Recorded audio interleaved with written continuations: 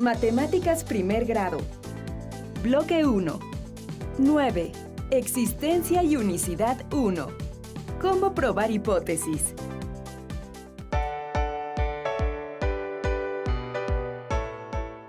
Hola, Mateo. ¿Qué haces?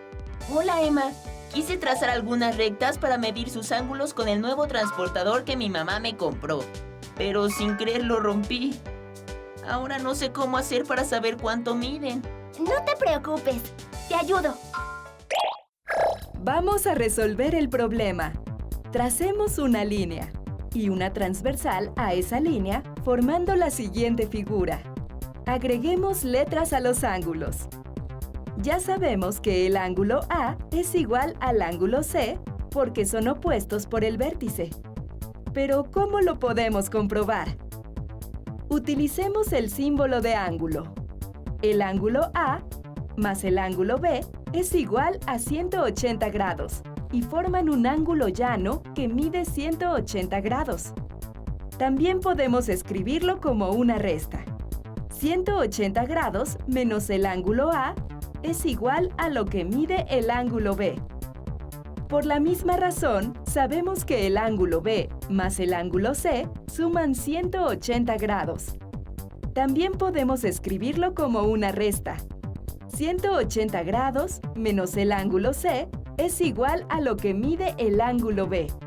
Entonces, el ángulo A y el C son iguales, porque los dos suman 180 grados con el ángulo B. También podemos demostrarlo restando, porque cuando a 180 grados le restamos el ángulo B, nos da el ángulo A. Y cuando restamos a 180 grados el ángulo B, nos da el ángulo C.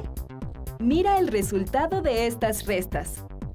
Entonces, el ángulo A y el ángulo C miden lo mismo.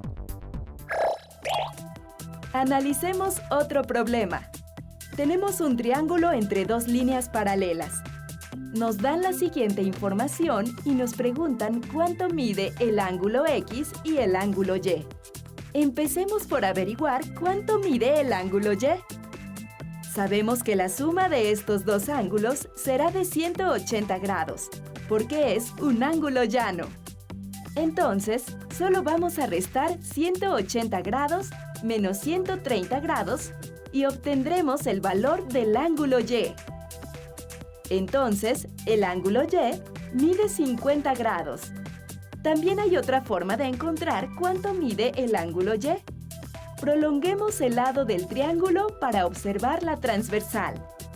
Estos ángulos están entre paralelas, son alternos internos. Son iguales, como este mide 50 grados, este otro también mide 50 grados. Por lo tanto, el ángulo Y mide 50 grados. También podemos observar otra cosa. Este ángulo es opuesto por el vértice con el de 50 grados, así que también mide 50 grados. Estos ángulos están entre paralelas, son correspondientes. Son iguales, por lo tanto, el ángulo Y mide 50 grados. Bueno, saber la medida del ángulo Y no fue tan complicado, ¿verdad? El ángulo X parece más difícil, pero solo tenemos que observar un poco más. Estos ángulos están entre paralelas, son correspondientes. Son iguales, entonces este también mide 70 grados.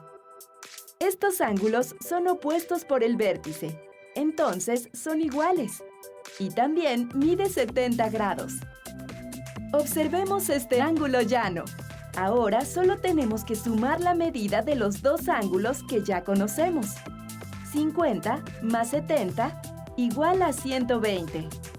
Después restárselos a 180 grados y tendremos la medida del ángulo X. 180 menos 120 igual a 60.